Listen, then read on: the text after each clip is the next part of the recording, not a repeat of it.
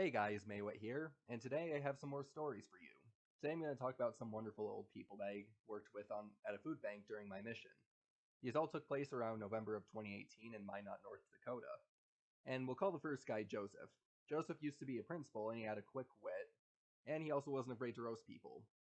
There was one sister missionary, whom I will call Sister Pepper, that he roasted a lot.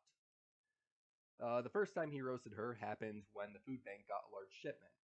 Some of us were helping to haul stuff from the trunk to the warehouse, and others of us were helping with sorting it. The ones sorting it were me, Joseph, Sister Pepper, her companion, and another elder that I'll call Elder Bird. While we were sorting, the people hauling stuff got a really heavy item, so they shouted that they needed help. And Joseph says, "Okay, we'll send you the big one." And with that, Elder Bird, who was the strongest out of all of us, went to go help him out. Joseph then turns to Sister Pepper and says, "I was talking about you." Now, just to be clear, I don't condone body shaming, and I also consider it rather asinine to insult people that are helping you.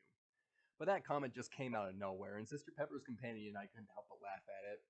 And Sister Pepper was a good sport, and later she admitted it was kind of funny, and the phrase, "I was talking about you," became an inside joke for us and a few other missionaries.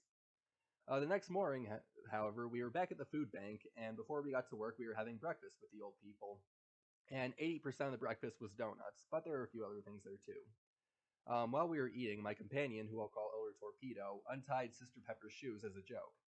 And when she realized, she demanded that he tie them back because she couldn't bend over to retie them, and this was due to a back injury that she had.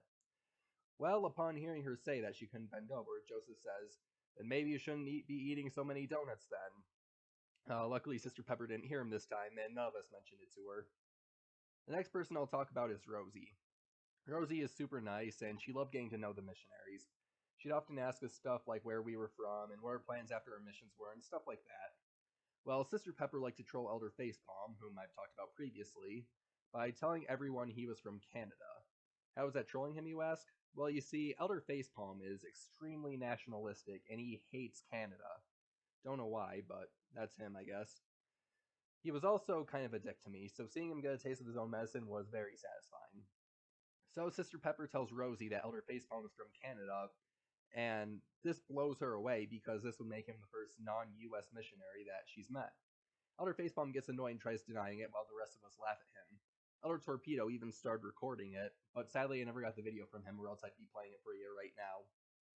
But what happened next was basically almost 5 minutes of Elder Facepalm denying that he is from Canada, while Rosie is saying things like, "Oh, it's okay, you don't have to be embarrassed about it," and everyone else is just laughing at him.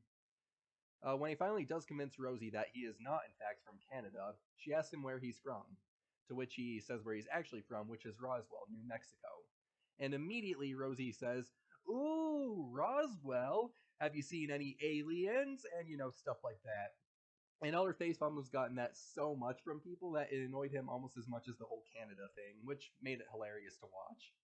And the last person I'll talk about is Albert. This story takes place a month after the other ones, and two other elders and I were in the car with him driving back to the food bank after picking up a donation from Walmart. Albert's phone rings, and when he answers it, it's one of those like recorded calls about your car's extended warranty.